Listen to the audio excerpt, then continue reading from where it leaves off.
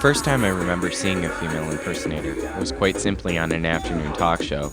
The television seemed to be the only place I was exposed to a lot of things, mainly because I've always grown up in the country. I can remember sitting there, watching on the couch as Mom worked in the kitchen making dinner. I was amazed because it was something that I had never seen, let alone heard of before. The topic of the show was something like, all women, or not even close. While I watched, I felt kind of scared to think of what Mom would think if she knew what I was actually doing in the living room. So when she finally came out of the kitchen, I quickly got up and turned off the TV and went to my room and finished the show.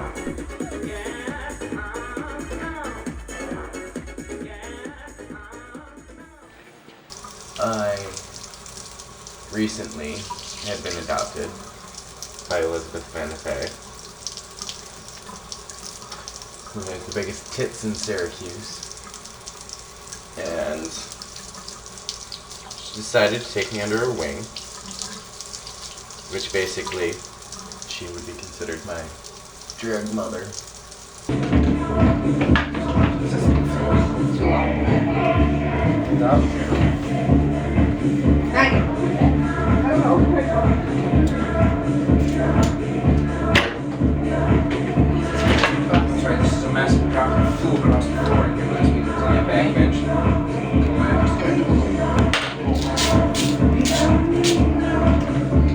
What is the song? Pink Floyd. Before I was born? What is that? Double checking.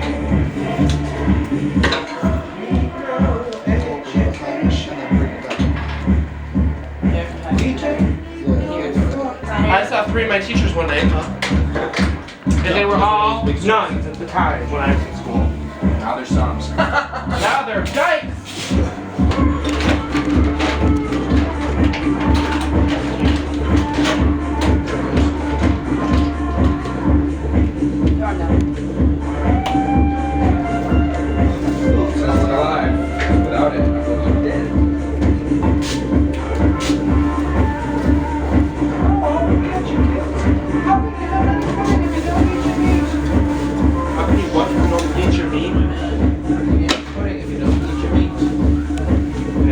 How can you have pudding if you don't beat your meat?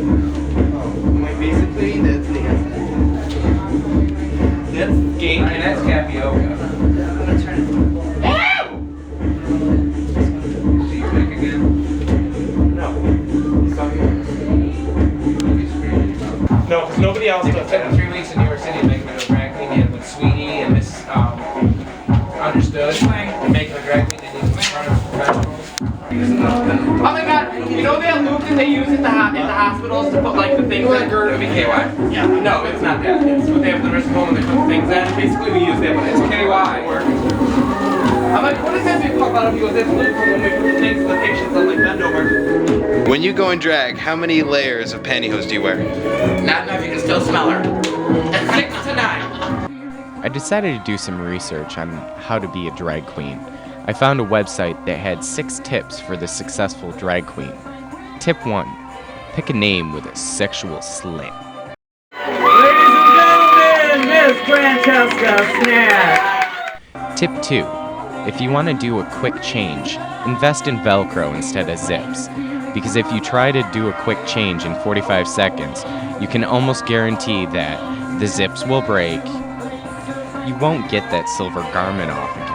You'll fall out of the dressing room, ruin your makeup, which took you an hour to do, and you'll look like a real mess. Don't I look fabulous? Tip 3. Don't do any of the camp classics such as Gloria Gaynor's I Will Survive or I Am Who I Am, as they may have been done to death.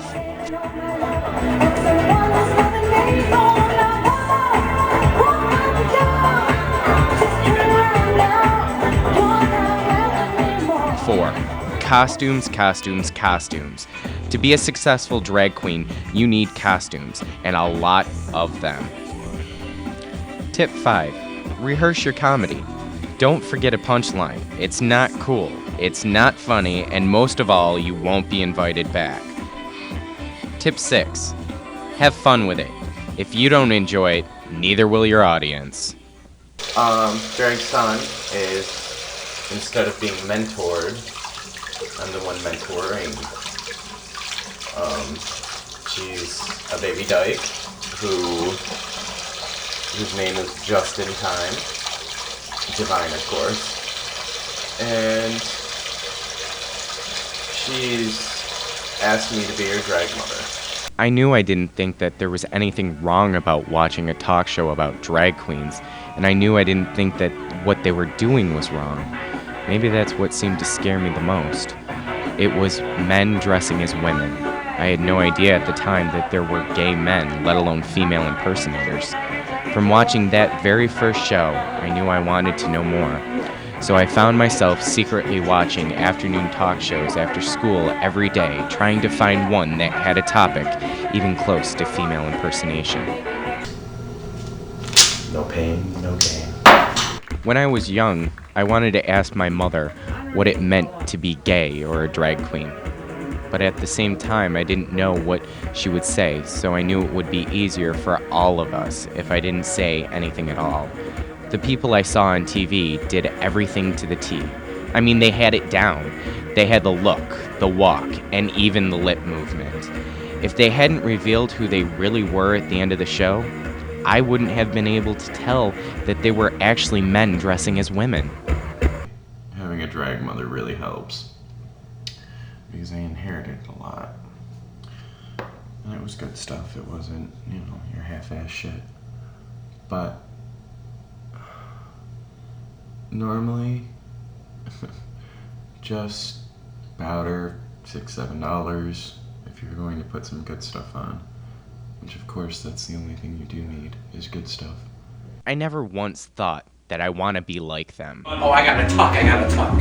I simply thought it was something cool and different, something that wasn't ever seen in my little town. A few years later, when I could get a ride, I would go into the city on a Friday night. I started hanging out at a place called Happy Endings Cafe because I was told that it was a gay-friendly place. I became good friends with not only the owner, but also the staff. One of them told me about a new show that would be held in their small auditorium. Wednesday nights would now be Drag Night at Happy Endings Cafe. Welcome to the drag world, ladies and gentlemen. I have two phrases. One, for the sexual drama, homosexuality is a six-pack away, get over it. Get over it. And two, if you can make it through one night at a gay bar, you can make it anywhere. And the fights come and go as quick as the drinks do. And if you can keep your friendship through that one night, then you've made friends for life here. So I showed up at the first drag night at the cafe, and for the first time, I saw, live and in person, what I had only seen on TV talk shows. When they started the show, I made sure that I had a front row seat. The show was amazing, like TV, but 100 times better. They were elegant, sexy, and illusionists, all at the same time. They danced and lip-synced songs that I had loved on the radio. I left that night smiling to myself, and I knew for the first time that I was getting more and more comfortable with my sexuality as a gay man.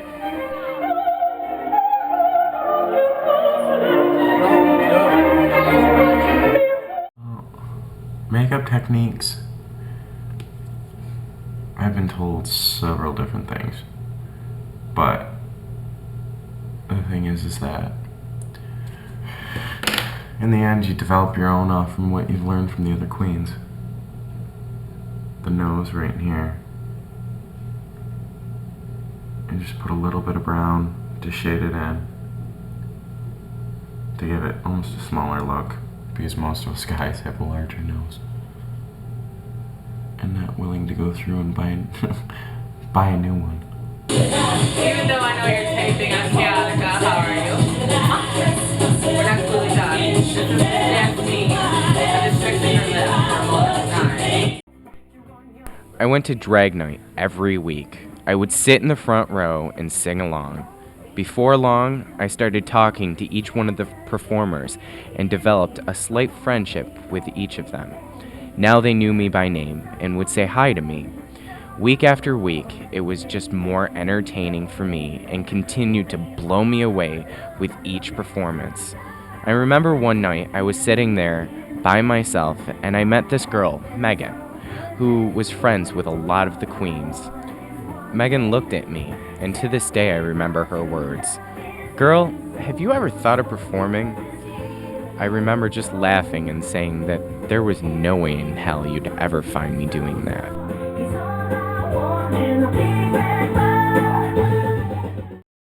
I have to say, the best thing I like about performing is to get out there and feel the music like you're the one who's actually singing the song, and you just feel the emotion, and that's what I like about it. Megan never backed off. She continued to encourage me and told me that I would be great because I had the face for it and the enthusiasm. I can remember thinking it would never happen, but it certainly was a compliment to be grouped with these performers that I considered wonderfully talented. Do it. Have fun. Dive in both feet. Have fun with it. It's the only way. It's the only way. Because you're never going to know unless you really get into it and have fun with it. And it can be a lot of fun. You just don't get caught up in the drama. You'll be fine. It's all about being better than everybody else. Doesn't matter black, white. You've got to be above the grade. It was around my senior year in high school that someone told me about this gay club in Syracuse that I might like. I started reading ads in the paper about charades. It was around this time that I had come out to most of my friends. I wanted to venture out to this place where I might find people that were as accepting and as open as I thought I was. The night of my high school graduation party, I made plans with 3 of my female friends to set out on an adventure to this club in Syracuse. Of course, I didn't think I could tell my mother where I was going for fear of what she might think. So I simply told her that I was going to a cafe in Syracuse and didn't know exactly what time I'd be home.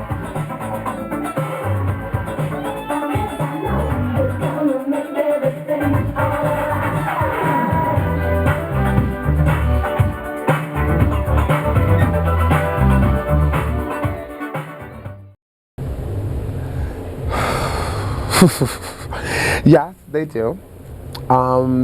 My family is in the ministry. We grew up Pentecostal.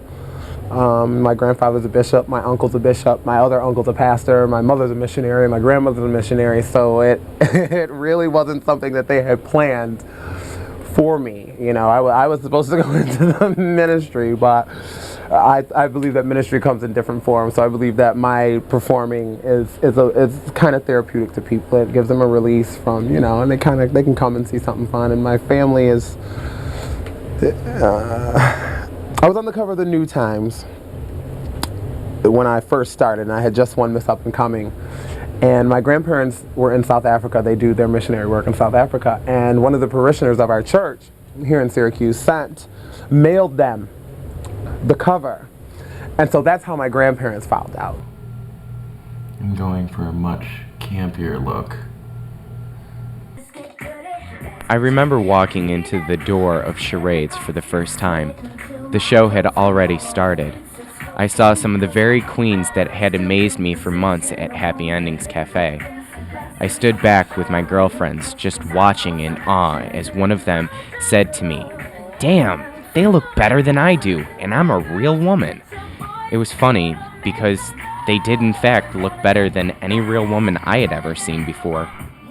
I definitely love my body, and I would not, you know, there are girls out there that want to be women, and, you know, I think that being a drag queen is 90% illusion and 10% talent. You know, if you can look the part, you're more than halfway there. So, and that's why I think I focus more on like learning makeup techniques and things like that, because I do have like a very manly body, you know, and just make it better, trust me. But no, I don't knock anyone for feeling that way, but that's not me. That's not me. It was great. They were entertaining the crowd and having fun at the same time. It was also that night that my friend Eric, who not only was a staff member at the cafe, but also a drag queen himself, initiated me into the club. Thursday nights were hosted by a queen who goes by the name Frida-Lay. My friend Eric pushed me up to her between performances and said, "I got a virgin for ya." I was scared and embarrassed at the same time. I had no idea what was about to happen, but I figured I'd just go along with it, because now other virgins were being pushed onto the floor. In minutes, Frida-Lay got on the mic and said, 1, 2, 3! Fuck you! Music to my ears! Frida turned to us and said, "So now how does it feel that you've been late at a gay bar?" Firstly, I think that people, once they understand what we're doing, is that most of us are not living as women. Most of us, are not going to get breast implants or going to do other things. We're just performers, we're entertainers, and we love what we do, and we love this genre or this form of entertainment. We enjoy portraying that part because, it's fun. It really, really is fun.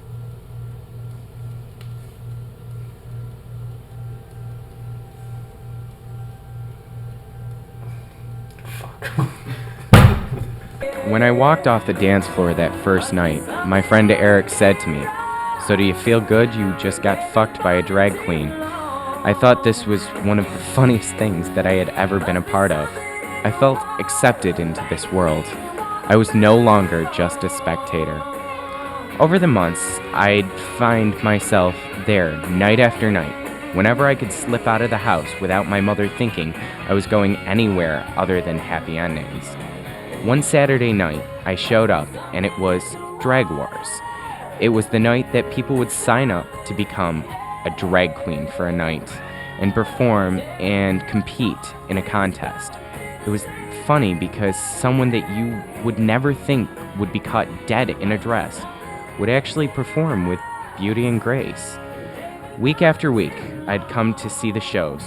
Finally, Frida came up to me and said, "Why don't you do Drag Wars?" Honestly, I was scared as hell and thought, how the hell do I explain this one to my mother? Would I say, "Oh mom, I need your pantyhose to go to the cafe tonight"? I didn't think so. So I didn't think much about Drag Wars. Not until a year later.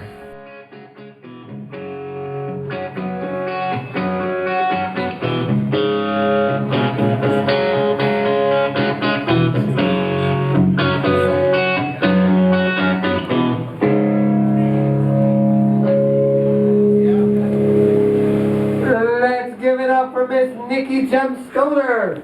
Girl, you forgot your bong. I'm mad at you. Girl, what if I wanted to hit that? Hey, I said give it up for her.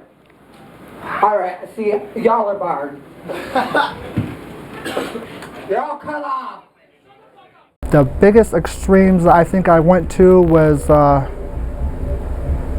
purposely bought evening down one size smaller than what I wore, and I duct taped from here to my waist after I had my pantyhose on, and it was not pretty. They started rolling that duct tape and I went from a size 12 to size 8. And it is so uncomfortable. You can't go to the bathroom all night. You are so sore the next day, and they tape it right to your skin. Like I said, beauty is pain.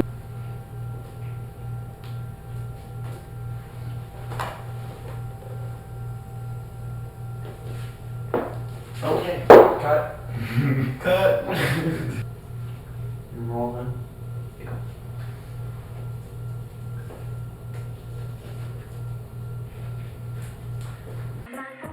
One night I was standing around at charades and I was talking to one of the drag queens, and she said to me, "So why is it that you don't do Drag Wars?"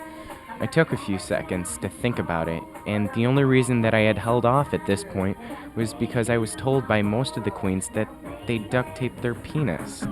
That was my huge fear, so I made that clear to the queen I was talking to, and she told me that there was nothing to fear because there was a secret to getting around that.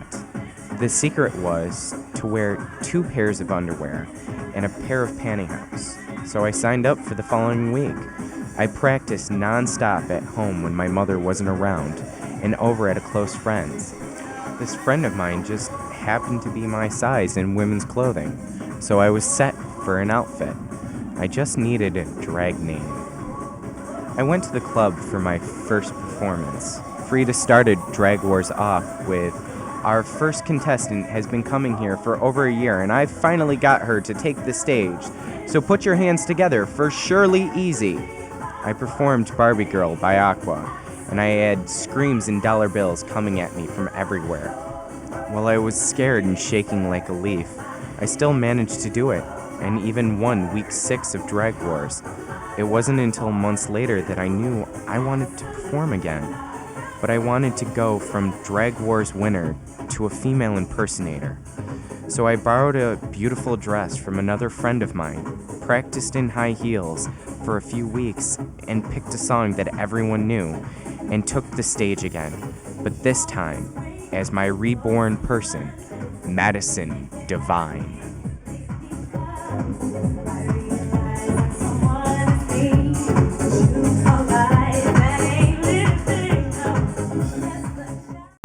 It's fun. It really, really is fun. And anyone who has ever done it, you know, I was just at SU, we just did a show there, and they took a fraternity boy and put him in drag, and he was gorgeous. He was like absolutely gorgeous. And he looked at himself in the mirror, he was just like, my God, I'm a girl, you know?